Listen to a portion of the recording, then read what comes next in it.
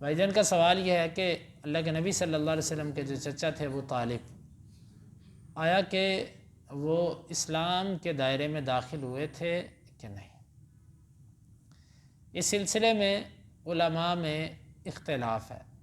محدثین میں تو اس کا اختلاف نہیں ہے۔ جو محدثین ہیں، جو حدیث کو ترجیح دینے والے ہیں، صحیح حدیث کو تسلیم کرنے والے، ان میں تو اختلاف نہیں، کیونکہ حدیث کے اندر واضح طور پر ہے،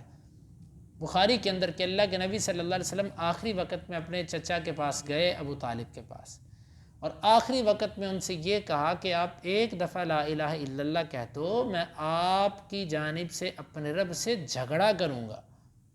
آپ کو میں اپنے رب سے درخواست کروں گا، میرا رب آپ کو بخش دے گا، آپ ایک دفعہ کلمہ پڑھ دیں۔ اور اس وقت ہی، عین اسی وقت میں، مشرکین کا ایک وفد بھی، ان کے سردار بھی پاس بیٹھے تھے، انہوں نے کہا کہ اے ابو طالب، کیا تو اپنے باپ کے دین سے، عبد المطلب کے دین سے رغبت کرے گا؟ تو آخری جو لفظ تھے نا ابو طالب کے، وہ یہ تھے کہ بل علی ملت دین عبد المطلب، اپنے باپ عبد المطلب کے دین پر ہی میں اس دنیا سے جا رہا ہوں، اور آپ دکھ سے بھرے ہوئے، غموں سے بھرے ہوئے آپ واپس آ گئے۔ اور نسائی وغیرہ کی روایت کے اندر یہ ہے کہ جب وہ فوت ہوئے تو علی رضی اللہ عنہ آئے اور کہنے لگے کہ یہ حدیث کے لفظ ہیں، میری کیا جرت ہے کہ میں ایسی بات کروں۔ کہا کہ سخت الفاظ کہ وہ بوڑھا دنیا سے چلا گیا، تو انہوں نے، اللہ کے نبی صلی اللہ علیہ وسلم نے فرمایا جا اس کو دبا آ، فوارہی، جس کو بس اس کو دباؤ تم مٹی میں۔ آپ نے یہ لفظ بولے علی رضی اللہ، اور کہا کہ بعد میں میرے پاس آنا۔ آخر علی رضی اللہ عنہ کا باپ تھا اور آپ کا بھی محسن تھا، پھر آپ نے دلاسا دیا، تسلی دی بات کے اندر۔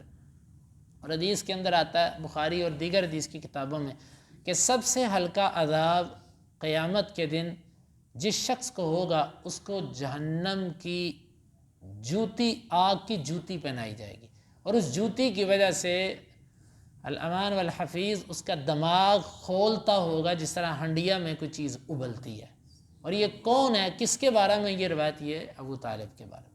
تو اتنی سری روایات کو دیکھنے کے بعد بھی اگر کوئی بندہ آنکھیں بند کر کے یہ کہے کہ جی وہ مسلمان ہو گئے تھے، آپ نے بعد میں قبر سے ان کو نکالا، آپ نے ان کو کلمہ پڑھایا، پھر آپ نے ان کو قبر میں دوبارہ فوت کروا دیا، تو یہ ایسی فضولیات ہیں۔ البتہ جو لوگ یہ کہتے ہیں نا کہ وہ مسلمان ہو گئے تھے، میری مراد سنی لوگوں میں سے، تو ان میں بھی اب ایک بہت بڑا ان کا علماء کا طبقہ دوسری طرف ہے، ان میں بھی دو آراء ہیں۔ وہ یہ کہتے ہیں کہ نہیں، کچھ کہتے ہیں کہ نہیں ہوئے مسلمان، اور کچھ ان میں سے جو کتابوں سے دور ہے نا، جس طرح آپ نے پڑھا کل کے درس کے اندر، وَمِنْهُمْ أُمِّيُّونَ لَا يَعْلَمُونَ الْكِتَابَ إِلَّا أَمَانٍ، یہ جو امی قسم کے لوگ ہیں نا، جن کا حدیثوں سے اور قرآن سے پڑھنے پڑھانے کا تعلق نہیں ہوتا، محض جذبات کی حد تک وہ دین سے جڑے ہوتے ہیں، اور جذباتی بیانات سن کے ہی اسی کو اپنا دین سمجھتے ہیں، ان بندوں کے ہاں تو وہ پتہ نہیں کیا ہے۔ البتہ جن کا تعلق کتاب و سنت سے ہے، وہ کہتے ہیں بھئی ہم ان کا ٹھیک ہے، ہمارے نبی کے ساتھ انہوں نے بڑے احسانات کی، ہم ان کے لیے ایسا کلمہ نہیں کہتے بے ادبی والا، رب کے ہاں ہم جواب دیں ہیں اس سلسلے میں، لیکن ہم یہ کہتے ہیں کہ وہ مسلمان نہیں تھے، اسلام پر نہیں، اور وہ اللہ کے نبی صلی اللہ علیہ وسلم کا واضح فرمان ہے۔ ہاں، اللہ کے نبی سے محبت اور خدمت کا صلہ اللہ نے یہ دیا کہ سب سے کم سزا ان کو ملے گی جہنم میں۔ یہ آپ کی، یہ یاد رکھیے گا، کافر کبھی بھی جہنم سے نکلے گا نہیں، البتہ اس کے احسانات اور اس کی اچھائیوں کی وجہ سے بعض دفعہ جہنم میں اس کے لیے سزا میں تخفیف ہوگی۔ کافر کو آخرت میں اس کا کوئی عمل فائدہ نہیں دے گا۔ اس کا مطلب کیا ہے؟ اس کا مطلب یہ ہے کہ اس کو جہنم سے نہیں نکالے گا۔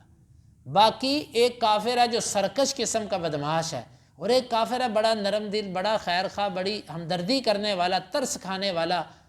انسانیت کا بڑا ہمدرد۔ اس کافر اور اس کافر کو ہم ایک برابر نہیں کہہ سکتے۔ اللہ تعالیٰ کے ہاں بھی اس کافر کے لیے نرمی ہے،